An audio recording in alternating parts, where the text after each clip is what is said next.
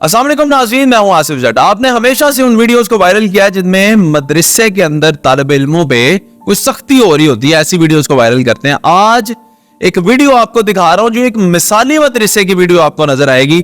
मेरे साथ हाफिज साइम तारिक साहब हैं, इनकी निगरानी में एक मदरसा चलता है। आप जरा देखिएगा कि कभी आपने सोचा है ये मदरसा है और मदरसे के अंदर पेरेंट टीचर मीटिंग होती है जो कि वीकली बेसिस पे है। अब माँ बाप आते हैं, बच्चे बैठते हैं और इनामात भी तकसीम किए जाते हैं जिसने एक हफ्ते में सबसे ज्यादा अच्छी कारकर्दगी दिखाई होती है। स्पोर्ट्स डे होता है और वो भी टूर्नामेंट बेस्ड होता है। बच्चों को बाकायदा तौर पे स्पोर्ट्स करवाई जाती है। तिक्का पार्टीज होती हैं जिनकी, या बाकायदा तिक्का पार्टी करते हैं मिलकर बच्चों के साथ। उसके अलावा इनके टूर्स होते हैं, बच्चों को मरी ले गए, आजाद कश्मीर ले गए, नारान का गान, जहां पे भी इनके टूर्स लगे ये टूर्स पे लेके जाते हैं। प्ले ग्राउंड है जी बच्चों के पास, बच्चे खेल रहे हैं, आप देख रहे हैं फुली फिजिकली एक्टिविटीज में है। इनके पास लॉन है और बच्चों की खेल की एक्टिविटी आप लॉन में भी देख सकते हैं। बर्थडे सेलिब्रेट की जाती है। और अगर बात की जाए डिसिप्लिन की तो आप देख सकते हैं कितने डिसिप्लिन बच्चे हैं।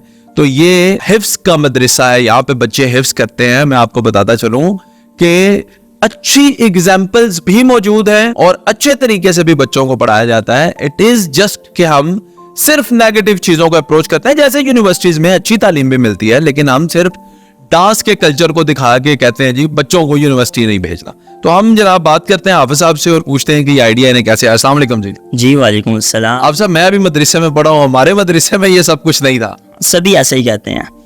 जिनको मैं बुलाता हूँ तिक्का पार्टी के लिए, जिस भाई को मैंने बुलाया वो खुद हाफिज हैं, नमाज तरावी पढ़ाते हैं। उन्होंने भी कहा जी हम बहुत मतलब कि एक जैसे कैद नहीं होता है बंदा, पाबंदी होती है, सख्ती होती है, और ये ज़रूरत भी है साथ साथ। लेकिन मैंने ये सोचा था कि अल्लाह ताला ने अगर मुझे मौका दिया तो मैं इस अंदाज से पढ़ाने की कोशिश करूँगा कि जो मैंने भी आज से पहले नहीं देखा है।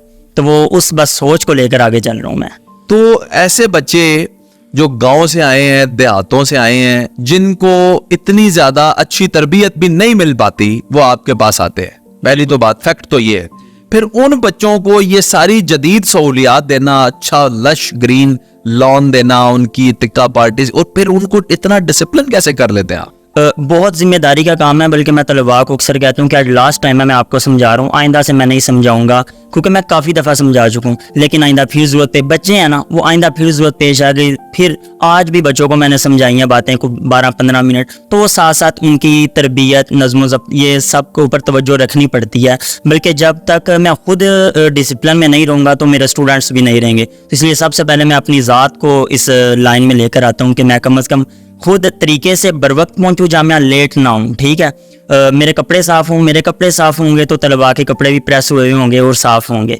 मैं अगर एक सलीके तरीके से किसी से बात करूँगा तो मेरे स्टूडेंट्स भी बात करेंगे। बस इसी तरीके पहले नंबर पर कोशिश है कि खुद अपने आप को मिसाल बनाऊँ, और उसके बाद फिर बच्चों की नसीहत करते रहते हैं जो कुरानी उस्लूब और उसूल भी है।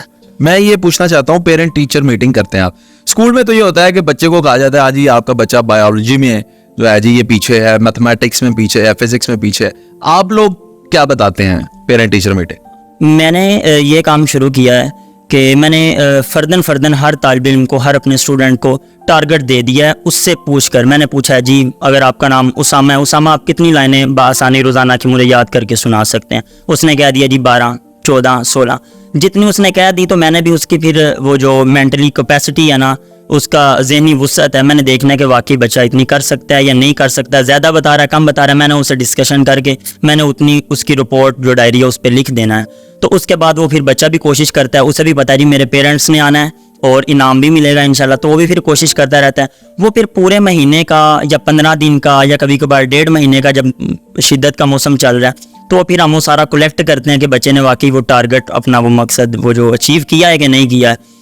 तो उसके बाद फिर जो अव्वल दोम सोम आए तो हम उन्हें इंशाल्लाह फिर इनाम। ज़बरदस्त। मैंने ये देखा है, बल्कि होता ही इस तरह है कि ज़्यादातर ये जो बच्चे हैं शरीयत के मुताबिक उनका लिबास होता है, दाढ़ी होती है, और आपके यहाँ भी मैंने देखा है किसी ने निकर भी पहन के स्पोर्ट्स भी खेल रहे हैं, ट्राउजर शर्ट भी पहनी हुई है। तो ये कैसे अलाउ किया आपने उन्हें? देखें, मदारिस से बच्चे बाग इसी वजह से पाबंदियाँ और सख्तियाँ। मैं पाबंदी भी लगाता हूँ, बसा औकात में सख्ती भी करनी पड़ती है। जब एक वालिदा के पास अगर 4 बच्चे हैं ना तो उसे भी सख्ती करनी पड़ जाती है। अगर हमारे एक भी हो तो कर दे, हाँ, और एक भी हो तो हमारे पास जब 40-50 हों और हम 1-2 सिर्फ उस्ताद हो संभालने के लिए, तो वो سختی اور پابندی ہمیں لگانی پڑتی ہے, سختی کرنی پڑتی ہے. باقی آپ نے جو بھی کویسچن کیا کہ نکر شرٹ وغیرہ یہ عام ہے ہر گھر میں, یہ گناہ کا کام نہیں ہے. بچے ہیں کم سن ہیں, ابھی تو آدھے سے زیادہ بچے بلوغت کی عمر کو نہیں پہنچے ہیں, تو وہ یہ ہم یونیفارم میں نہیں ہے. یونیفارم باقی آپ کے سامنے ہے جو آپ نے تصویر ساتھ چلا رہے ہیں, آپ کو پتہ ہے. یہ اسپورٹ ڈے, ٹور ڈے, وہ پھر ہم میٹنگ کر لیتے ہیں. اچھا بھائی اب اگر ہم ٹور پہ جا رہے ہیں تو یونیفارم چلے گا یا ود آؤٹ جانا ہے, تو بچے جیسا کہہ دیں کہ جی ود آؤٹ جانا ہے یا یونیفارم میں, زیادہ تر وہ ود آؤٹ ہی. انہیں پتہ ہے جی جب ہمارے تعلیمی دن چل رہے ہوتے ہیں ان دنوں میں تو قاری صاحب کہتے ہیں کہ بس یونیفارم پہننا ہی پہننا ہے. تو وہ ٹور وغیرہ ہو تو اس ٹائم پینٹ شرٹ, اور اسپورٹ ڈے پہ کو ٹروزر شرٹ وغیرہ. میں اپنی جو شرٹس ہیں اسپورٹ شرٹس, یہ بھی پرنٹ کروائی ہیں باقاعدہ نام کے ساتھ بچے, ہاں بچوں کے نام کے ساتھ, ادارے کے JTR نام کے ساتھ, وہ ہم نے ساتھ ساتھ. ماشاءاللہ بڑی خوشی ہوئی, میں آپ کو بہت اپریشیٹ کرتا ہوں. اب آخری سوال میں آپ سے یہ پوچھوں گا کہ اس مدرسے کے اندر آپ یہ جو کام کر رہے ہیں یہ بہت ہی نیکی کا کام ہے, بڑا بہترین کام ہے. آپ یہ جو سارا مینیج ہے یہ کیسے کرتے ہیں؟ سارا مینیج میں کرتا ہی اتنا ہوں جتنا میں آسانی سے سنبھال سکوں, مینیج کر سکوں.